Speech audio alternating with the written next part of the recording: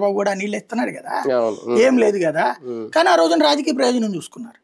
ఇప్పుడు కూడా ఇందులో రాజకీయ ప్రయోజనాలు వాళ్ళు ఇప్పుడు తెలంగాణ వాళ్ళు వాళ్ళ ప్రయోజనాలు చూసుకుంటున్నారు ఖచ్చితంగా. ఇదిగో నువ్వు గోదావరి వాడుకుంటున్నావు కాబట్టి కృష్ణ మేము వాడుకుంటాం, లేదా గోదావరి ఆపేసి నువ్వు ఇట్లాగా పోలవరం కడుతున్నారు కాబట్టి మేము అవి వాడుకుంటాం. ఇది ఇటు పక్కన, అది ఆమూల. గోదావరి డెల్టా ఇటు పక్కన ఉంటది, ఆ పైన కృష్ణ వీళ్ళు అనేటటువంటిది రాయలసీమ ఎక్కడ ఉంటుంది, ఆ పైన ఉంటుంది.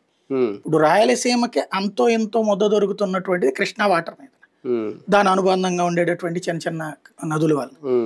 అది గనక పోయిందంటే ఇంకేం లేదు అక్కడ. అదేది KGF టైప్ లో ఆ మైనింగ్లును అదే బతకాలి. ఇప్పటికీ ఆ మైనింగ్లు పోనేమన్నా సాధారణ ప్రజలు బతుకుతారా? అది దోచుకు తినేవాడే బతుకుతాడు. గోల్డ్ ఏదో పడిందండి కదా అక్కడ. కానీ ఒకటి సార్, ఈ ఆల్మట్టి అంశం వైసీపీ ఏమన్నా రేపు పొద్దున స్టాండ్ తీసుకుని మేము అధికారంలోకి వస్తే ఏం చేస్తామని ఏమన్నా చెప్పాల్సిన బాధ్యత ఉందా? ఇది రాజకీయంగా వాడుకోవడం వాళ్ళు చెప్తారు, రాజకీయంగా ఇప్పుడు విమర్శలు చేస్తారు, కానీ పోయేది ఏమి లేదు. అక్కడికి వెళ్ళి ఆపడం అసాధ్యం. కాకపోతే వైసీపీకి ఉన్న అతిపెద్ద ల్యాప్స్ ఏంటంటే ప్రజలకి కమ్యూనికేట్ చేసే టాలెంట్ లేదు, నాలెడ్జ్ లేదు.